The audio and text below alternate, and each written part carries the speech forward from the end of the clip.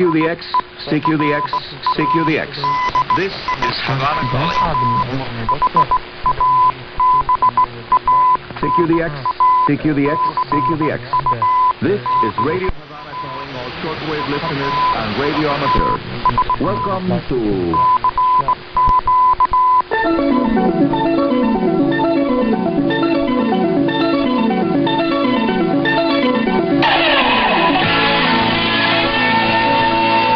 DXers Unlimited, Radio Havana's weekly feature dedicated to the fascinating world of radio communications. Hi, amigos radio aficionados all around the world. I am Arnie Coro, Radio Amateur CO2KK, your host here in this program, entirely, absolutely devoted to our wonderful hobby, radio. This is Radio Havana Cuba's long-standing contribution to the promotion and development of the very enjoyable way of spending at least part of our spare time, playing with our radios, antennas, and their accessories. Yes, we do play with our radios, even on the poor and enjoy it a lot. Like when we set up a portable ham station at a park and show people how you are able to talk to other radio amateurs using low Earth orbit satellites, the LEOs, which several are active on an everyday basis nowadays. Equipment used for amateur radio satellites operation can be as simple as a mobile 2-meter FM radio with a homebrew 70 centimeter 2-meter down converter inside. The old 2 meters band Kenwood TK270 handy-talkie for transmitting on 2 meters inside. The old 2 meters band Kenwood TK270 handy-talkie for transmitting a 12-volt battery into a backpack to power up everything, and you are set up. Plus digital MP3 recorder to lock the contact. I hold the handy-talkie in one hand and the homebrew dual-band antenna for 70 centimeters and 2 meters with an additional homebrew amplifier with the other hand. I'm sure that every ham radio demonstration done at public places, city parks, will generate a lot of interest among those who watch for the first time how with such simple equipment it is possible for an amateur radio operator to communicate by using a low Earth orbit satellite, a LEO. Yes, amigos, that is a really nice way to promote our hobby, which has also received regular attention during our national mass media by highlighting the role of amateur radio operators providing the alternative emergency communications during high-impact weather events like tropical storms and hurricanes, as well as periods of heavy rains and in other parts of the world. Radio amateurs provide also emergency communications after earthquakes and during and after volcano eruptions, like it's happening right now in Guatemala and in Hawaii. Item 2. An old amateur radio saying goes like this: if you cannot hear them, you cannot work them. That meaning that if your antenna and receiver are not good enough, you may own a very powerful transmitter and antenna system, but would not be able to make two-way contacts. A few days ago, I began wiring a new receiver module of a transceiver designed to operate on the 40 meters amateur band, 7 megahertz, which, by the way, is the most popular ham radio band here in Cuba for inter-island communications. This radio was designed keeping in mind the local availability of electronic components that we even have to recycle from many sources, like, for example, computer motherboards, the compact fluorescent light bulbs that have proven to be a treasure chest of good quality parts, and other sources like fax machines that in most cases are in like new condition when they are decommissioned. Once we found out that the compact fluorescent light bulbs failures are concentrated on 2 or 3 of their parts or components, it was to be possible to recycle silicon high voltage diodes rated at 1000 volts peak reverse voltage at 1 ampere current. They are plentiful inside those circuit boards of the CFLs, and we also recovered from them polyester dielectric capacitors, resistors, and electrolytic capacitors.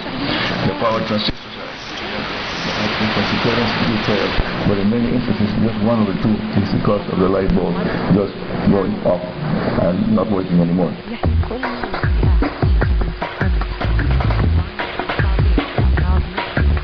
The 40 meters band transceiver front end was built using homebrew coils wound on small stubs of PVC plastic pipe, but we did use a pair of Ferrite rings to make the double balanced product vector that requires selecting 4 silicon signal diodes so they will be a perfect match as possible in their forward conductance as possible. For those of you that may be skeptical about the performance of a simple direct conversion receiver design, let me explain that comparative tests done here with professional communications receivers as reference have demonstrated that our little homebrew radio is almost as sensitive as the expensive commercial units. By adding a pair of not too complex to duplicate audio filters, solid-state audio filters in the transceiver is very difficult in different conditions. So I must admit sincerely that of course there is no match to a receiver or transceiver equipped with a narrowband crystal or mechanical bandpass filter. Nevertheless, during average day-to-day operating conditions on the 40 meters amateur band, our transceiver receiving module works quite well. Skeptical radio amateurs that have worked always using a very well-designed and well-built and expensive, I must add, professional transceivers. Now, amigos, stay tuned for more Radio Havana information coming to you from sunny, beautiful Havana, Cuba. I'm your host, Arnie Coro, Radio Amateur CO2. That's my average call sign. Back in 3 seconds.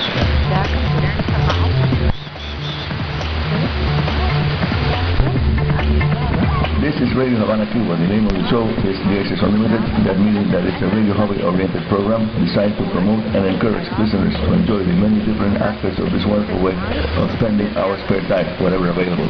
That is, playing with our radios is one or more of the 91 different ways that it can be done. Yes, you heard it correctly. Our list of ways you and I may enjoy this wonderful hobby is hovering now between 91 and 93 different ways of enjoying the hobby. Here's now our next item of this show. The ever-popular antenna topic station of DXers Unlimited that would add, at the request of several listeners, some more information about the 11 meters long inductively loaded sloping antenna that can be set up using a single mast.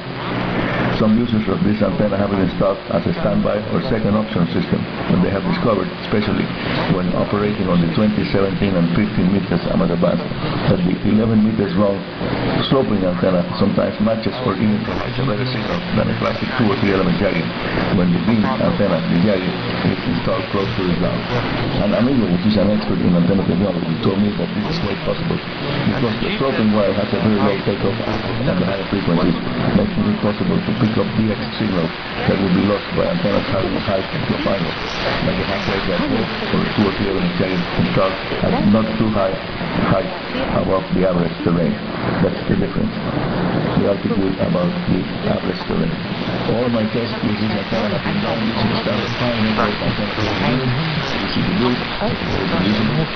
يعني أنا ما أريد أقيد 29.7 MHz. That's from 40 to 10 meters. Recently, I also ran several tests on the 10.1 MHz.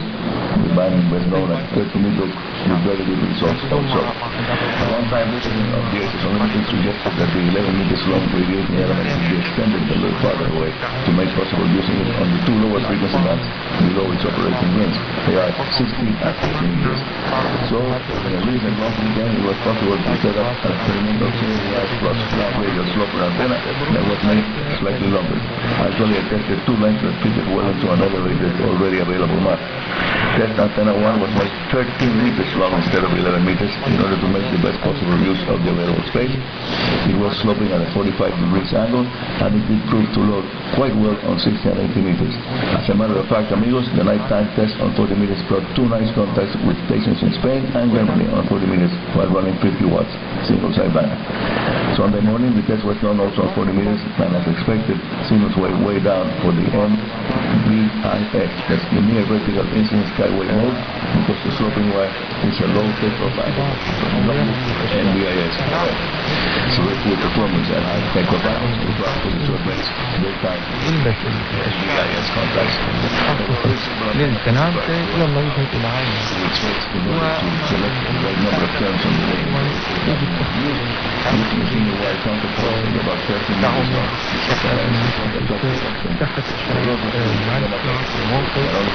On a single antenna and back just a single wire antenna system. And now, mis amigos, at the end of the program, here is Arnie Coro's high frequency plus low band VHF propagation update and forecast. Solar activity is very low, but that may change soon. The solar flux is around 75 units daily. Software number is hovering around 25. And yes, you should expect more and more sporadically later band openings from now on until the last week of July, peak of the season.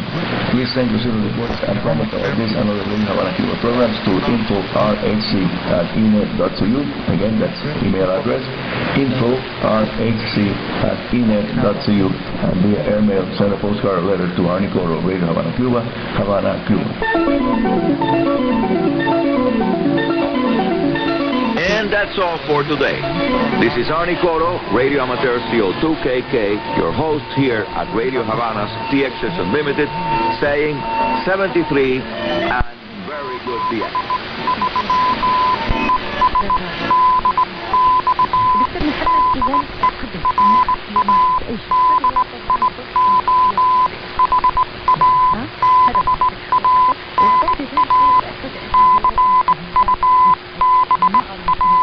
DXers Unlimited, heard every week here on Radio Havana Cuba. It's actually on twice a week here on RHC, the weekend edition, and now this midweek edition on Tuesdays and Wednesdays, UTC days, as Arnie likes to say.